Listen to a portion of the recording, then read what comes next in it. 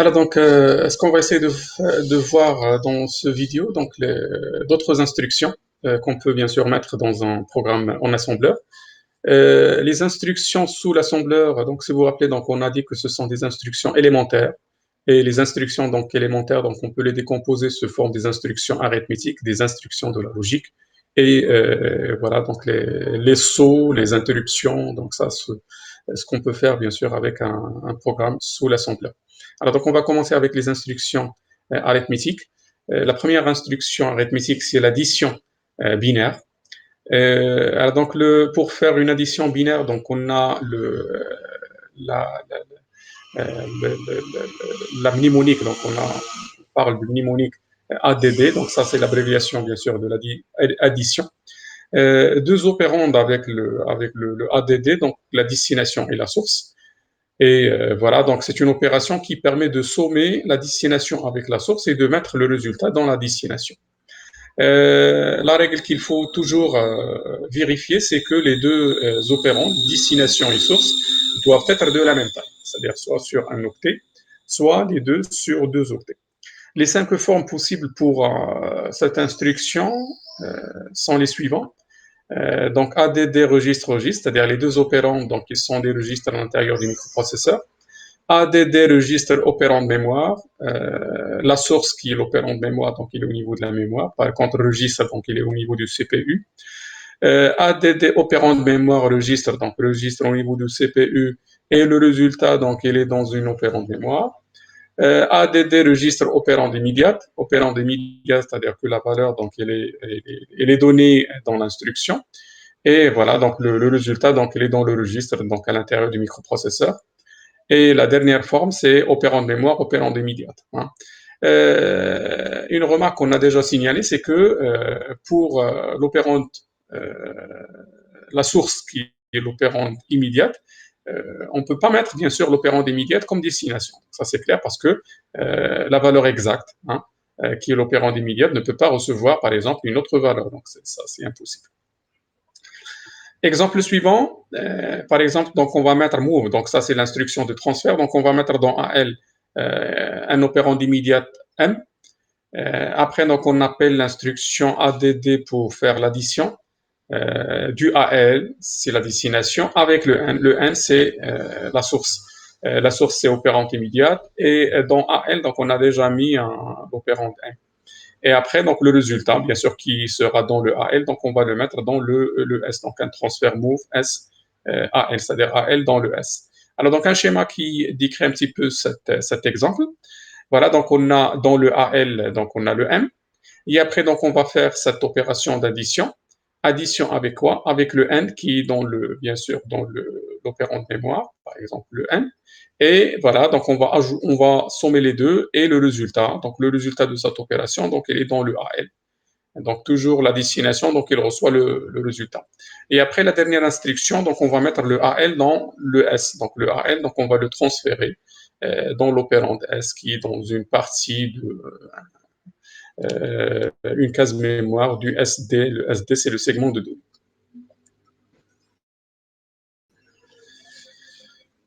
Alors, donc, une autre forme de l'addition arithmétique, c'est l'addition avec le retenu. Hein, et l'opérande ou le mnémonique de cette addition avec le retenu, c'est le ADC. Hein.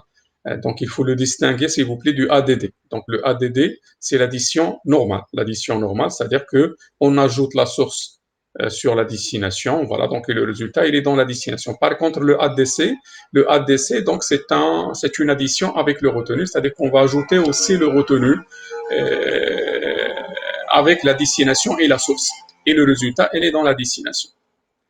Bien sûr, l'utilité de cette opération, c'est lorsque les deux opérants, donc ils sont par exemple sur 4 octets, les registres qu'on va utiliser pour faire de l'addition, donc on ne peut pas dépasser les 2 octets.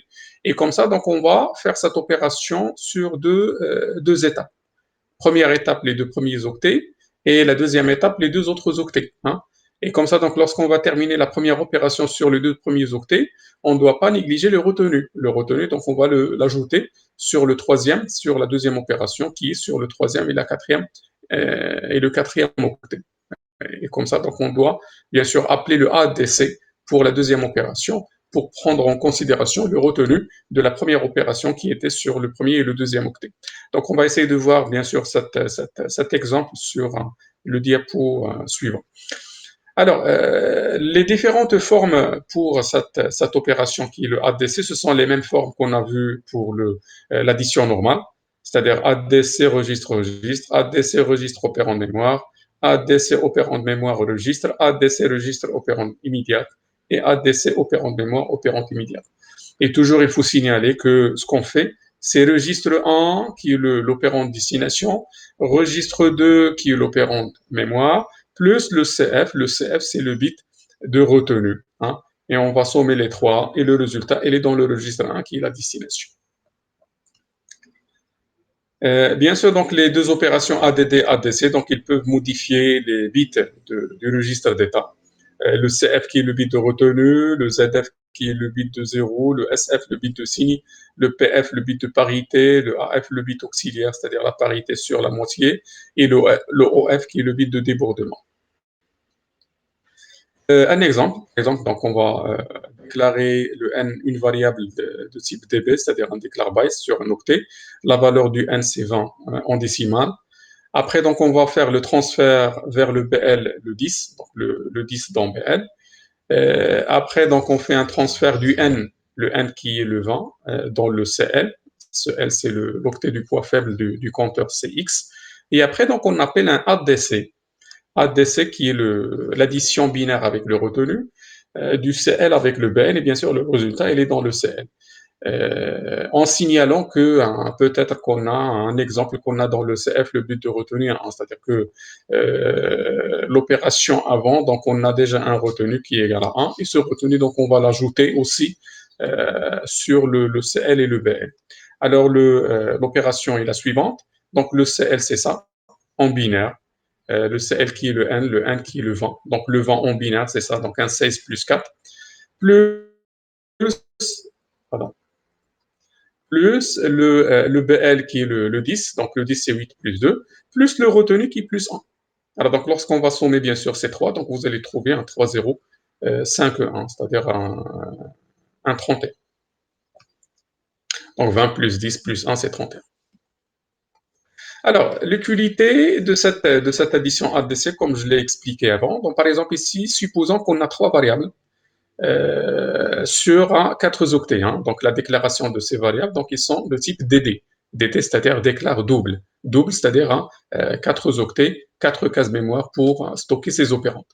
Les trois variables, donc on va par exemple ils ne sont pas initialisés, donc ça c'est au niveau de la déclaration, mais peut-être donc au niveau de la mémoire, donc on a des valeurs qu'on va les récupérer par la suite pour les utiliser et les mettre dans ces variables nm et s. Le nm, ce sont les deux opérandes qu'on va utiliser dans cette opération d'addition, et le s, c'est le résultat, c'est un opérande qui va recevoir le résultat. Alors, la première opération, donc au niveau de la mémoire, comme vous remarquez, donc le n, il est sur 4 cases mémoire, n, n plus 1, n plus 2, n plus 3. Donc, ça, ce sont les adresses de cette variable n. Le MOC, donc, il est sur 4 cases mémoire, et le S, il est sur 4 cases mémoire.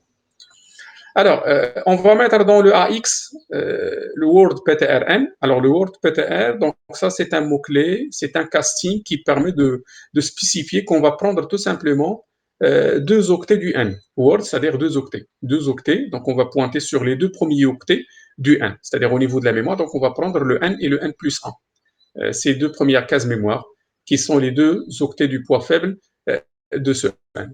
Et bien sûr, donc on va faire le transfert de ces 2 octets dans le AX. La même chose avec le BX, un move BX, word PTR, le M. Donc, on va mettre dans le BX le M et le M plus 1, les 2 premiers octets du M. Après, donc, on va sommer avec le ADD, c'est-à-dire l'addition normale, le AX avec BX, c'est-à-dire le AX qui va recevoir AX plus BX. Et après, donc, le résultat, donc, on va le mettre dans le S. Bien sûr, le S, c'est une variable qui est déclarée sur 4 octets, donc on va mettre dans les 2 premiers octets, c'est-à-dire un word PTR, c'est-à-dire les 2 premiers octets du S. Donc, on va mettre le résultat qui est normalement dans le AX. Donc, le S, c'est le S plus 1. Donc, il va recevoir l'addition du N plus 1 avec le M plus 1. c'est-à-dire les deux premiers octets du n et les deux premiers octets du n. Après, on va mettre dans le AX le word PTR du n plus 2, c'est-à-dire qu'on va prendre les deux autres octets du n et on va les mettre dans le AX, c'est-à-dire le AX, donc il va recevoir un n plus 2 et n plus 3. Word PTR du n plus 2, c'est-à-dire hein, on va pointer sur n plus 2, n plus 3 et on va les mettre maintenant dans le AX. Après, donc, on appelle l'addition avec le retenu ADC du AX qui contient déjà le n plus 2, n plus 3 avec le word PTR du n plus 2. Donc, on va bien sûr ajouter sur le AX le 1 plus 2 et le 1 plus 3, c'est-à-dire les deux octets du poids fort du n. C'est-à-dire on va ajouter le 1 plus 2, 1 plus 3 sur le n plus 2, n plus 3. Et bien sûr, donc c'est une addition avec le retenu, c'est-à-dire le retenu qu'on a déjà eu après l'addition de n plus 1 avec le n plus 1, ce retenu, donc on va l'ajouter sur cette addition du n plus 2, n plus 3 avec le n plus 2, n plus 3. Et ça, c'est logique. Hein. Donc, lorsqu'on a une addition, bien sûr, sur plusieurs bits sur 4 octets, lorsqu'on est en moitié de cette addition, toujours, donc, on doit prendre en considération ce qu'on a déjà comme retenu pour le reste de cette opération. Et voilà, donc après, donc on va bien sûr mettre le résultat sur le S plus 2, hein, c'est-à-dire word PTR du S plus 2, donc un transfert vers le S plus 2 du AX, c'est-à-dire le résultat de cette opération. Donc on va la mettre sur S plus 2, S plus 3. Et comme résultat, donc après ces deux opérations, donc on a sommé le n qui était sur 4 octets avec le m qui est sur 4 octets et le résultat, donc on l'a transféré sur le s qui est sur 4 octets. Donc ça, c'est bien sûr l'utilité de cette deuxième addition qui est l'addition avec le retenu.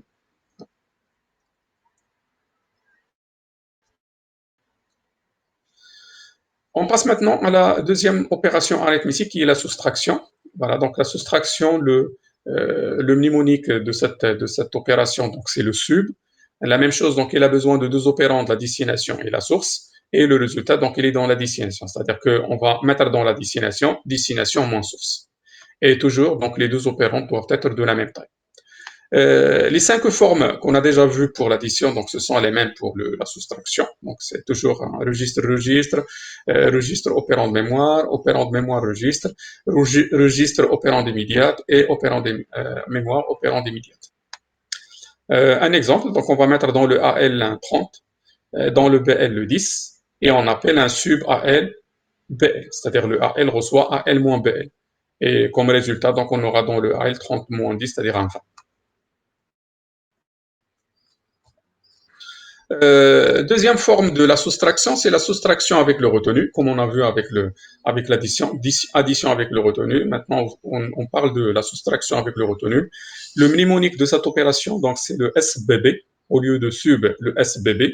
Et toujours, donc l'utilité de cette opération, c'est lorsqu'on a des opérands, par exemple sur 4 octets, et comme ça, donc on va faire cette opération en 2 étapes. Et lorsqu'on passe à la deuxième opération, donc on doit prendre en considération ce qu'on a comme retenu eu dans la première opération. La même chose, donc le sub et le SBB, c'est-à-dire la soustraction sans retenue et la soustraction comme retenue, donc ils vont modifier les bits d'état du registre d'état. Troisième opération arithmétique, c'est la multiplication. Le mnémonique de cette opération, c'est le mul, multiplication, mul. Et ce qui est important avec cette opération, c'est qu'elle a besoin d'un seul opérand. Hein. On a un seul opérand avec le mul. Bien sûr, vous connaissez que la multiplication, normalement, donc c'est une opération entre deux opérands. Hein. Lorsqu'on fait le fois, donc on a besoin de deux opérands. La réponse, c'est que l'assembleur, donc il va utiliser l'accumulateur comme destination. Hein. C'est toujours l'accumulateur, donc il est utilisé et considéré comme le multiplicateur. Hein. Et le deuxième opérand qui est la source, hein, donc il est bien sûr utilisé comme opérand avec cette opération de multiplication. Donc toujours l'accumulateur, il est utilisé comme destination. Et ce qu'on va préciser dans cette opération de multiplication, on va appeler que la source. Alors le mul, donc il est bien sûr, donc il est utilisé pour les octets non signés, c'est-à-dire les variables non signées, les variables pures, les variables positives. Hein. bien sûr, donc il y a une autre opération pour les variables signées, c'est le i-mul. Hein. Donc si vous allez utiliser bien sûr des variables positives et négatives, donc il faut appeler le i-mul. Si vous avez tout simplement des variables strictement positives, hein, donc c'est-à-dire qu'ils seront stockés sous forme de binaire pur, on utilise le mul. Par contre, pour les binaires signés, donc on va utiliser le complément à deux. Alors, on n'a que deux formes pour la multiplication. Un mul registre, c'est-à-dire la source, c'est un registre dans le CPU, le microprocesseur, ou un mul opérant de mémoire. La source peut être dans la mémoire, opérant de mémoire. La même chose pour la multiplication pour les octets signés, émule registre ou émule opérant de mémoire. Alors, pour la multiplication, donc on parle de la multiplication sur un octet, c'est-à-dire les deux opérands, donc ils sont sur un octet, ou les deux opérands, ils sont sur deux octets. Alors, pour le premier cas, c'est-à-dire les deux opérands, ils sont sur 8 octets. Alors, la multiplication, donc, elle se passe de la manière suivante, c'est que le multiplicateur, elle est dans le AL, c'est-à-dire l'octet du poids faible de l'accumulateur, hein. Ça, c'est le multiplicateur, donc c'est-à-dire un opérand de cette multiplication. Donc, elle est mis dans l'octet du poids faible du registre AX, l'accumulateur, dans AL. Et le multiplicand, elle est dans la source qui est appelée avec l'opérand mul ou imul, lorsqu'on a une multiplication des octets signés. Et le résultat, elle est dans le registre AX. Donc, le registre AX sur deux octets, il va recevoir la multiplication du AL avec la source. Exemple, un transfert vers le AL du chiffre 5, appel de mul avec le n, et ce qu'on a dans le n, donc c'est un opérand de mémoire, ce qu'on a comme contenu de cette case mémoire, c'est 30, c'est-à-dire la multiplication, c'est 5 fois 30, et le résultat, il est dans AX. Alors, ce qu'on va trouver dans le AX, c'est 5 fois 30, c'est-à-dire 150 en décimales. Ça, c'est la multiplication sur un octet. La multiplication sur deux octets, c'est-à-dire les deux opérands qui sont sur deux octets. Alors, maintenant, le multiplicateur, il est dans le registre AX, c'est-à-dire les deux octets maintenant du AX, donc ils vont recevoir le multiplicateur, un opérand bien sûr de cette multiplication. Le multiplicand, c'est-à-dire le deuxième opérand, donc il est appelé multiplicand, il est dans la source, c'est-à-dire l'opérand qui est appelé avec l'opérateur mul.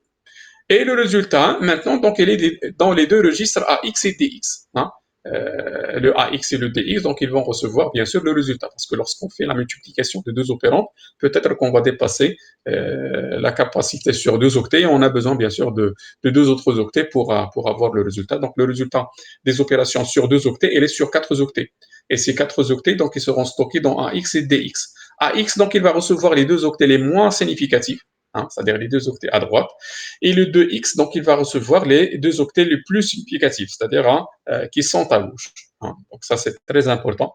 Lorsqu'on a une multiplication sur un octet, hein, donc ça, c'est bien sûr pardon, donc le diapo précédent, donc c'est utilisé comme premier opérand, le multiplicateur. La source, il est sur un octet, il est appelé avec le mul, et le résultat, il est sur AX.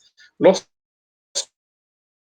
a une multiplication sur deux octets, le multiplicateur maintenant, il est sur AX. La source, donc, il va recevoir les deux octets, bien sûr, de la multiplicante, et le résultat, maintenant, il est sur les deux registres AX et TX. AX reçoit les deux octets du poids faible, et le 2X, les deux octets du poids fort.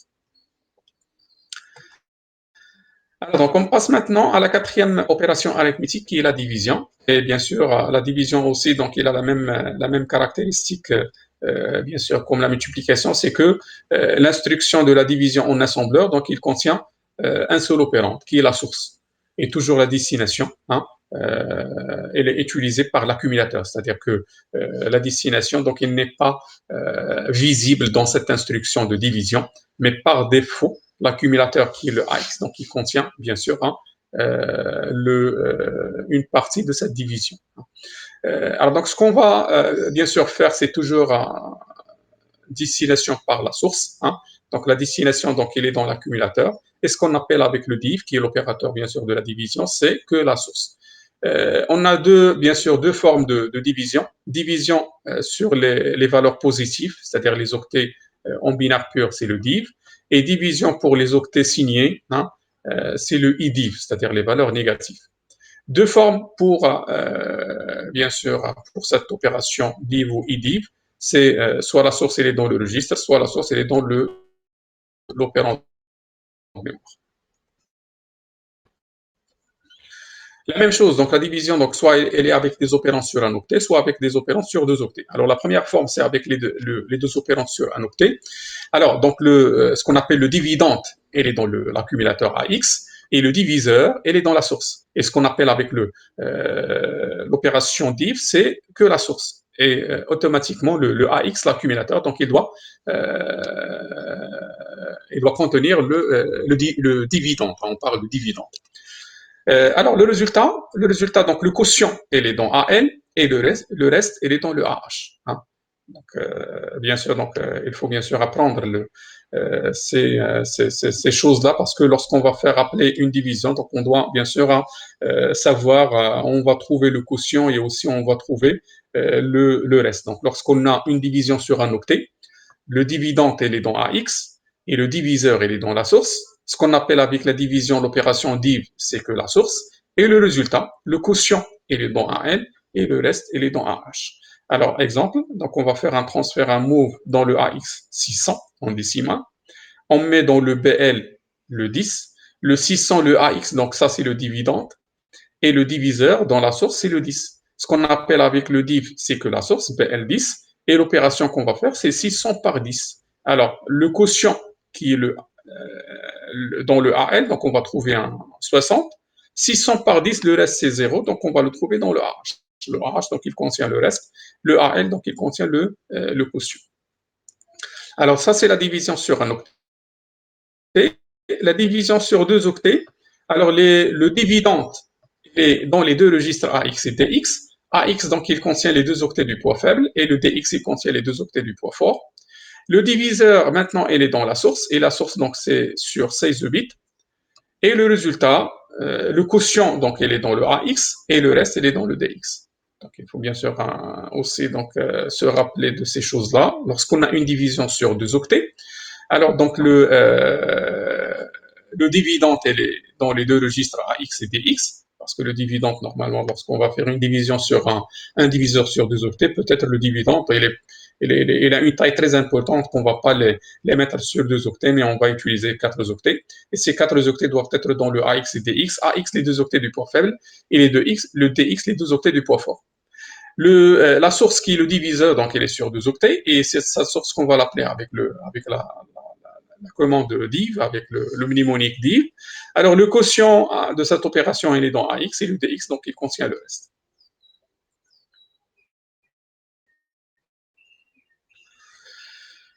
Les opérations suivantes, c'est l'incrémentation. Bien sûr, l'incrémentation, donc c'est le INC, le mnémonique INC, deux formes, registre ou opérand de mémoire, et la même chose. Donc, soit le registre est sur un octet, c'est-à-dire qu'on peut bien sûr faire une incrémentation, par exemple, d'un AL, d'un CL, d'un BL, ou d'un AH, d'un CH, d'un DH, etc.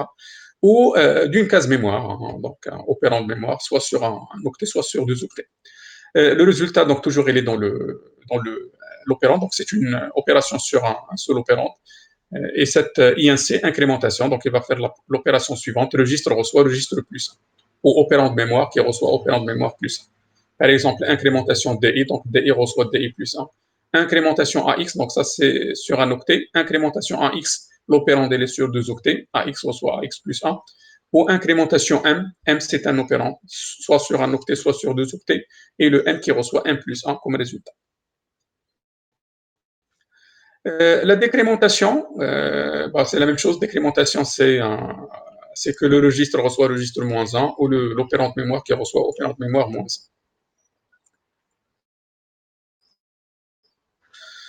1. Troisième instruction, c'est la comparaison. La comparaison, donc, elle a besoin de deux opérants, destination et source. Et la commande, c'est CMP. CMP, c'est pour faire de la comparaison. La comparaison, pardon. Alors, la comparaison, donc, elle va faire l'opération suivante, c'est destination moins source. Hein. Euh, et bien sûr, donc, le résultat, il est dans la destination. Hein. Donc, il va faire destination moins source. Et le résultat, donc, il est dans la destination. Et bien sûr, donc, après cette opération, on a une modification des bits du registre d'état, c'est-à-dire le ZF, le SF, le CF, AF, PF et OF. Alors, les cinq formes possibles de cette opération de comparaison, on peut comparer registre avec registre, ou registre avec le contenu d'un opérand de mémoire, ou opérand de mémoire avec un registre, ou registre avec opérand immédiat, opérand de mémoire avec opérand immédiat. Alors, bien sûr, donc, cette instruction de comparaison, elle est largement utilisée pour faire des sauts, pour faire des interruptions, etc. C'est-à-dire pour essayer de simuler le travail d'une boucle, par exemple, des instructions qui se répètent. Souvent, donc, on utilise une instruction de comparaison. On va comparer deux valeurs et si on a, par exemple, une certaine condition vérifiée, donc on va essayer de répéter l'exécution de ce bloc d'instructions, etc. Par exemple, ici, on va comparer le BL avec AL et ce qu'on va utiliser comme condition, donc c'est la comparaison bien sûr de ces bits d'état qui seront modifiés après cette instruction de comparaison. Par exemple, on va comparer le ZF après l'appel de ce CMPBL AL. ZF, si le ZF égale à 1, c'est-à-dire que le résultat est nul, alors on dit que le AL est égal à BL, c'est-à-dire qu'on a une égalité entre les deux, la destination et la source. Si on a le ZF égal à 0, c'est-à-dire qu'on a une différence. Si le SF égale à 1, SF c'est bit de signe, c'est-à-dire le résultat est négatif, alors le BL est plus petit que A. Hein. Donc ça c'est parmi les choses qu'on peut bien sûr utiliser lorsqu'on a une instruction de comparaison.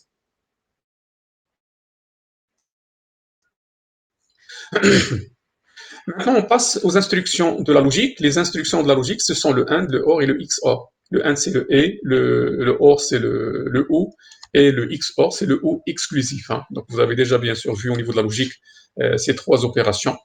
Alors, les opérateurs de la logique, donc, ils ont besoin de deux opérants, la destination avec la source. Et souvent, la source, donc, elle est appelée un masque. Hein. C'est le masque utilisé avec la destination.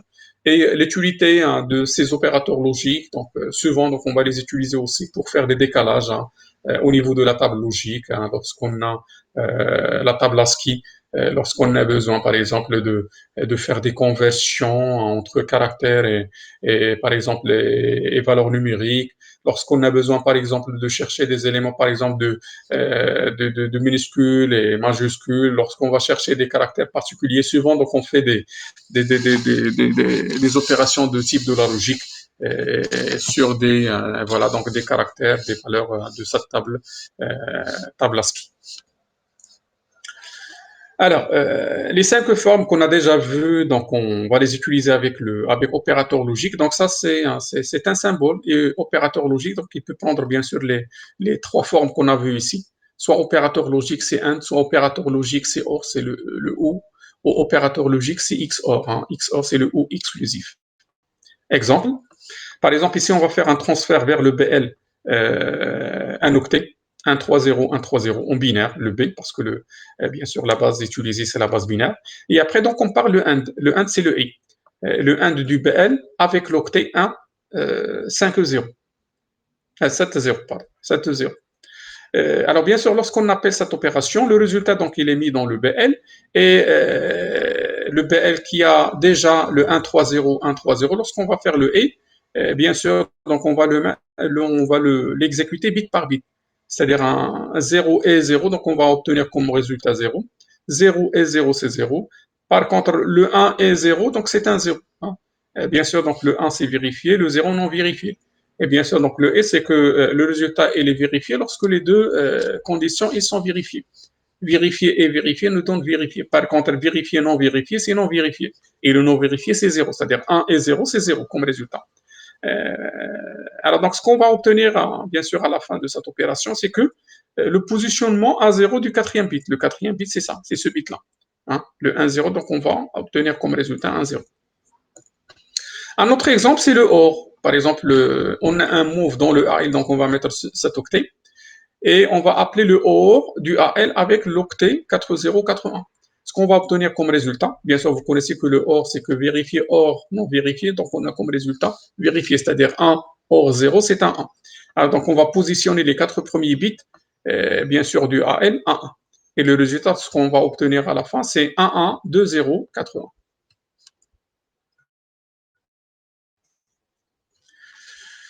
L'opération suivante, c'est l'opérateur du complément 1. Alors, vous connaissez que le complément 1, donc c'est la conversion, bien sûr, hein, entre 0 et 1. le complément 1 de 1, c'est un 0. Le complément 1 de 0, c'est un 1. Et voilà, donc l'opérateur, bien sûr, de ce complément 1, c'est le NOT. Le NOT, donc, on peut l'utiliser avec un registre ou avec un opérand de mémoire.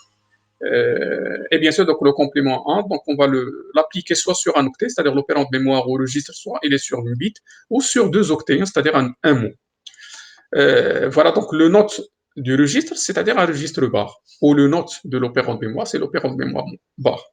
Par exemple, donc on va faire un transfert dans le AL, cette variable, cette valeur, cet opérand, bien sûr, sur un octet de symboles en hexadécimal, le 0F, c'est-à-dire 4041, et on appelle la note AL. Note AL, donc on va obtenir la chose suivante.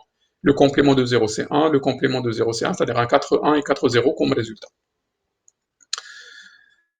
Alors, le complément à 2. Pour obtenir le complément à 2, donc on a l'opérateur neg, et bien sûr le complément à 2, comme vous connaissez pour les opérands signés, c'est un complément 1 plus 1. Et comme ça, donc on a bien sûr un neg d'un registre, c'est un registre bar plus 1. C'est un note plus 1. Et comme ça, donc un exemple, donc on va mettre dans le AL un 0F et on appelle un neg AL. Alors dans un neg AL, donc c'est un complément 1 plus 1. C'est-à-dire que le note de 4041, donc on va trouver un 4140. Lorsqu'on ajoute un plus 1, on va obtenir un plus 1 ici.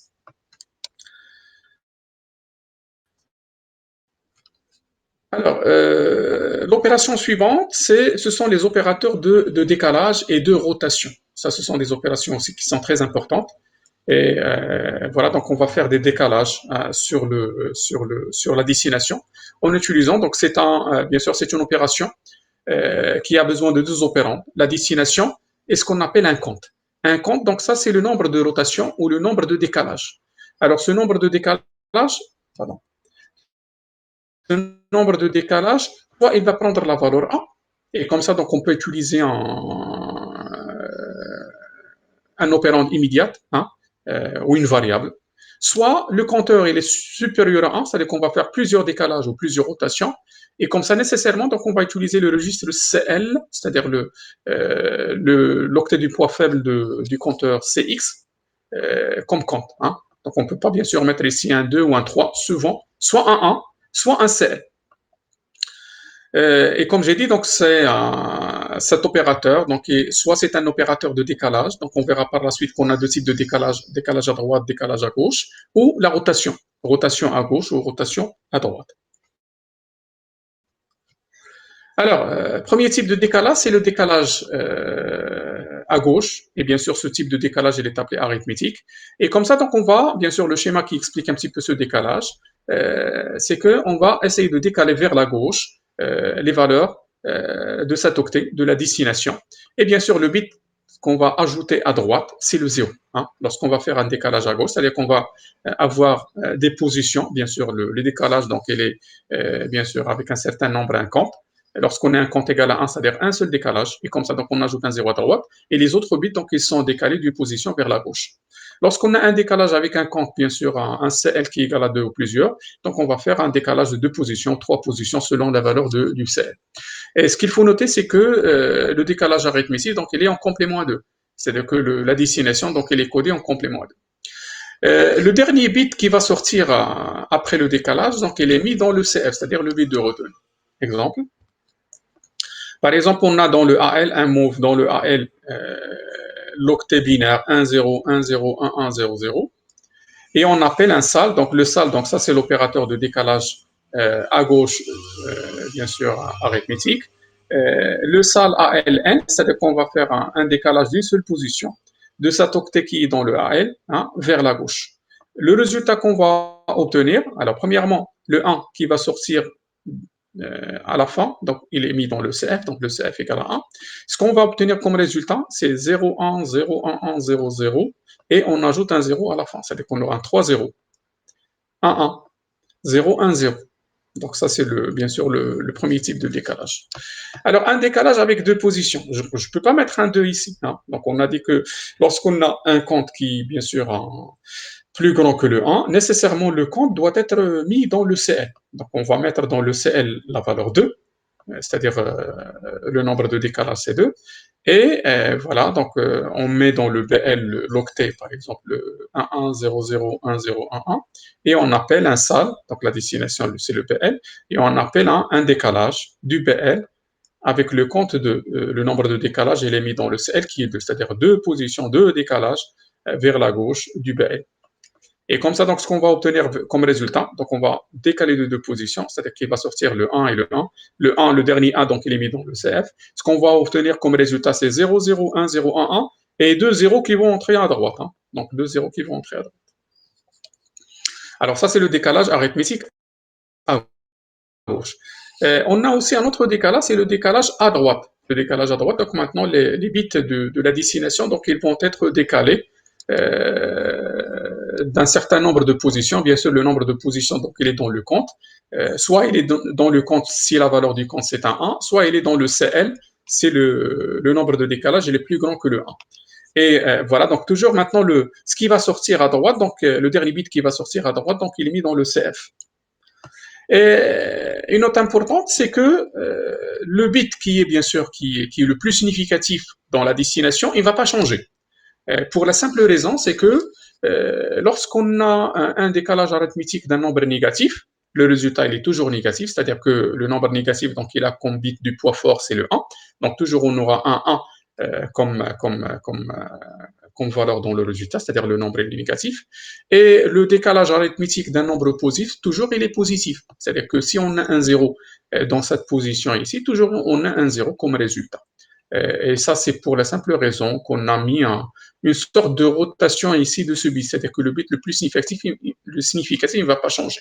Par contre, les autres bits, donc, ils seront décalés d'un certain nombre de positions vers la droite.